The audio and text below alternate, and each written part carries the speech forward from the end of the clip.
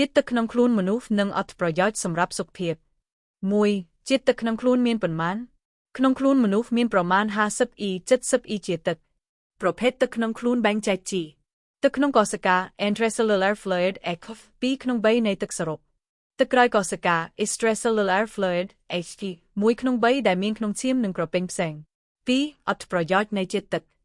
ជំនួយដល់ការប្រើប្រាស់ថាមពលជាតិទឹកជួយក្នុងដំណើរការរំលាយអាហារនិងបំលែងថាមពល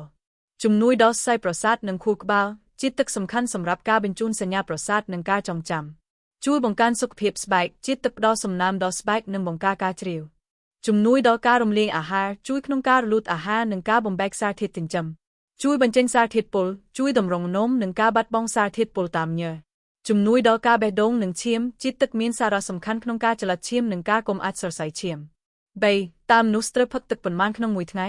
អ្នកធំត្រូវផឹកប្រហែល 8-10 កែវ 2-3 លីត្រក្នុងមួយថ្ងៃអ្នកហាត់ប្រាណឬស្ថិតនៅក្នុងអាកាសធាតុក្តៅអាចត្រូវការច្រើនជាងនេះអ្នកមិនគួរចាំផឹកនៅពេលស្រេកទឹកទេគួរផឹកទឹកឲ្យបានលំទាំងថ្ងៃ 4. អាការៈខ្វះជាតិទឹក dehydration ទម្ងន់ស្រាលបង្ហាញដោយការស្រេកទឹកនិងមាត់ស្ងួត